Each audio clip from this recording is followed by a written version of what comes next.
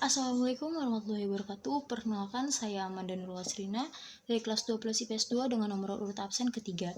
Pada kesempatan kali ini, saya akan menjelaskan mengenai dinamika ekonomi pada masa demokrasi terpimpin. Demokrasi terpimpin sendiri telah terlaksanakan sejak tahun 1959 sampai dengan tahun 1965.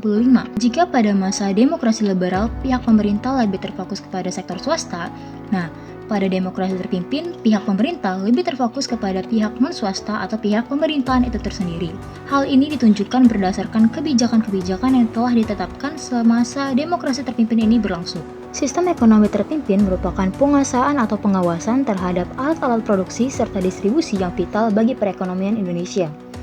Dalam sistem ini, peran pemerintah dalam kebijakan ekonomi makin besar. Pada masa itu, kepemilikan aset nasional oleh negara dan fungsi sosial politik ditempatkan sebagai masalah strategis nasional. Pelaksanaan sistem ekonomi terpimpin tampak pada kebijakan pengambil alihan aset-aset yang dimiliki oleh perusahaan asing. Dalam perencanaannya, pemerintah menargetkan menasionalisasi 80% aset perusahaan-perusahaan Belanda. Akan tetapi, dalam pelaksanaannya, pemerintah hanya mampu menasionalisasikan 20% asetnya. Ketidakmampuan pemerintah dalam mencapai target ini terjadi karena para pemilik perusahaan sudah terlebih dahulu menarik modalnya dari Indonesia. Dengan demikian, kebijakan nasionalisasi perusahaan Belanda mengalami kegagalan. Penerapan sistem ekonomi terpimpin juga tampak pada program pembangunan nasional semesta berencana. Dalam mendukung program yang dicanangkan oleh Presiden Soekarno ini, pemerintah berusaha memaksimalkan peran BUMN atau Badan Usaha Milik Negara. Pelaksanaan program ini diharapkan menjadi tonggak perekonomian di Indonesia. Dalam perkembangannya, pemerintah juga membentuk Badan Musyawarah Pengusaha Swasta Nasional atau BAMUNAS pada tanggal 10 Februari 1964. Pembentukan lembaga tersebut diatur dalam Peraturan Presiden Nomor 2 Tahun 1964. Ketetapan tersebut menyatakan bahwa BAMUNAS bertugas membimbing dan menggerakkan pengusaha swasta nasional untuk merealisasikan revolusi nasional. Selanjutnya, kita akan memasuki pembahasan mengenai kebijakan pemerintah untuk mengatasi permasalahan ekonomi. Jadi, salah satu indikator yang menunjukkan kekacauan perekonomian Indonesia pada masa demokrasi terpimpin itu adalah inflasi. Akibatnya, kesejahteraan penduduk pada masa itu mengalami kemerosotan. Oleh karena itu, pemerintah berupaya mengatasi permasalahan tersebut dengan menerapkan berbagai kebijakan. Yang pertama itu ada pembentukan Dewan Perancang Nasional atau Dapernas yang dibentuk pada tanggal 16 Agustus 1950 dan diketuai oleh Muhammad Yamin.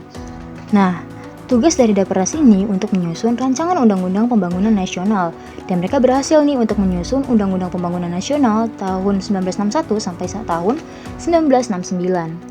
Sayangnya, mereka gagal dalam menjalankan proyek pembangunan di bidang industri. Akhirnya, Dapernas dibubarkan oleh Presiden pertama kita, yaitu Insinyur Soekarno, dan selanjutnya dibentuklah Bappenas, Badan Perencanaan Pembangunan Nasional, yang diketuai oleh Insinyur Soekarno. Kebijakan yang kedua yaitu ada devaluasi mata uang rupiah atau penurunan mata uang rupiah. Hal ini pernah dilakukan di masa liberal, tapi tidak sebanyak di masa terpimpin. Pada tanggal 25 Agustus 1959, melalui devaluasi mata uang, pemerintah menurunkan nilai harga dari 1.000 menjadi Rp100 dan Rp500 menjadi Rp50. Tujuannya untuk menurunkan angka inflasi yang sangat tinggi dan juga mengurangi jumlah uang yang beredar di dalam masyarakat. Adapun kebijakan yang ketiga adalah pembekuan sebagian simpanan di bank yang lebih dari Rp25.000. Lalu, pemerintah juga mengeluarkan deklarasi ekonomi atau DEKON untuk memperbaiki ekonomi di Indonesia. Dibentuklah Panitia 13 yang terdiri atas ahli ekonomi, ahli politik, anggota Musyawarah Pembantu Pimpinan Revolusi atau MPPK, anggota DPR, dan juga anggota DPA.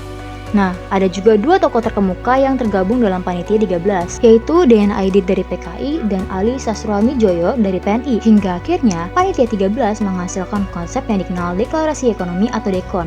DEKON ini digunakan sebagai strategi dasar perekonomian Indonesia pada demokrasi terpimpin. DEKON sendiri diresmikan oleh Soekarno pada tanggal 28 Maret 1963 dengan tujuan yang pertama, menciptakan ekonomi yang bersifat nasional, demokratis, dan bebas dari sisa-sisa imperialisme. Yang kedua, mencapai tahap ekonomi sosialis Indonesia dengan cara terpimpin. Deklarasi ekonomi sendiri fokus kepada yang pertama mendorong usaha swasta, yang kedua memperbesar produksi perolehan devisa, dan yang ketiga memberikan insentif kepada pihak pengusaha swasta yang berhasil menaikkan nilai ekspor dan juga impor. DEKON sendiri ditindaklanjuti melalui 14 peraturan pelaksanaan yang dikenal dengan Peraturan 26 Mei 1963. Pada pelaksanaan perekonomian terpimpin ini, pemerintah Indonesia menyatakan bahwa ekonomi Indonesia berdasarkan berdikari atau berdiri di kaki sendiri. Dalam pelaksanaan dekon ini, tidak dapat dipungkiri bahwa terdapat campur tangan PKI. PKI ingin melaksanakan dekon secara sukarela, asalkan selama pelaksanaan strategi dasar dilakukan oleh tokoh-tokoh PKI. PKI juga memberikan kritik terhadap peraturan 26 Mei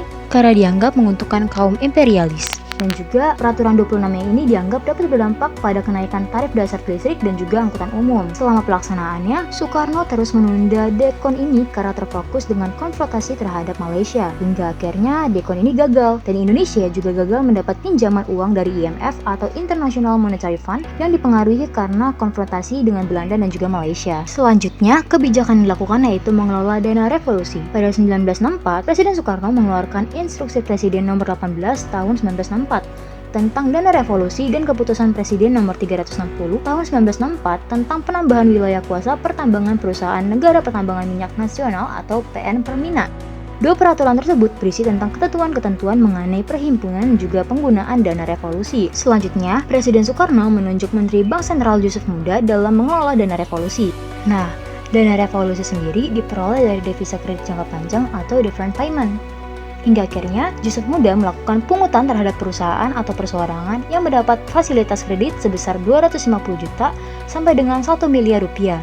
Dan bagi perusahaan atau perseorangan ini, diharuskan bayar dengan valuta asing sesuai dengan jumlah yang telah ditetapkan. Nah, hasil dari dana revolusi ini tuh dipakai untuk membiayai proyek-proyek mandatis presiden yang bersifat presisi politik dengan mengorbankan kondisi ekonomi dalam negeri. Dan hingga pada akhirnya, hal ini malah menyebabkan berbagai dampak terhadap perekonomian Indonesia. Yang pertama itu, utang-utang Indonesia meningkat, sedangkan ekspor makin menurun. Yang kedua, pemberian fasilitas yang telah dilakukan oleh Yusuf Muda mengenai alokasi kredit terhadap perusahaan atau perseorangan yang bukan sektor produksi dengan bunga tertentu malah menimbulkan kekacauan di bidang keuangan negara. Maka dapat disimpulkan bahwa kebijakan-kebijakan yang telah dilakukan masih belum bisa menyelesaikan permasalahan ekonomi Indonesia. Terlebih lagi, pemerintah tetap ingin melaksanakan beberapa proyek besar atau yang disebut proyek mercusuar. Proyek mercusuar itu ada pembangunan Monumen Nasional atau Monas, pembangunan GBK atau Gelora Bung Karno, pembangunan Istora Senayan, pelaksanaan Asian Games keempat pada tahun 1962, pelaksanaan Genevo pada tahun 1963, serta pembentukan CONEVA atau Conference of the Energy Forces pada tahun 1963. Hingga akhirnya dampaknya itu yang pertama, inflasi semakin tinggi, dan yang kedua, neraca pembayaran yang menunjukkan defisit karena impor lebih banyak dibandingkan ekspor. Padahal pada tahun 1961, pemerintah sudah banyak mengeluarkan cadangan emas dan juga devisa untuk membiayai perdagangan internasional. Tapi lama-lama habis juga pada tahun 1965, hingga akhirnya neraca pembayaran menunjukkan defisit atau saldo negatif sebesar 3 juta US dollar. Setelahnya, pemerintah mengeluarkan lagi nih kebijakan devaluasi tanggal 13 Desember 1965 dengan memotong nilai mata uang lebih drastis yang awalnya dari Rp1.000 menjadi Rp1, hingga akhirnya rakyat nih harus menukarkan uang Rp1 mereka ke yang baru yang bernilai dengan Rp1.000 yang lama. Namun nyatanya di masyarakat tersendiri, uang Rp1 tidak dapat digunakan untuk beli barang atau jasa seharga Rp1.000, tapi hanya bisa untuk membeli barang atau jasa yang seharga Rp10 aja nih. Hingga akhirnya inflasi terus-menerus meningkat dan mencapai tingkat tertinggi 600% di akhir tahun 1965. Padahal pada tahun 1959, angka inflasi ini tuh hanya mencapai 19,42%, sedangkan pada tahun 1966 mencapai 635,35%. Dan hal ini menunjukkan bahwa inflasi makin tidak terkendali pada masa perekonomian sistem demokrasi terpimpin. Demikianlah yang dapat saya sampaikan, kurang lebihnya mohon maaf. Wassalamualaikum warahmatullahi wabarakatuh.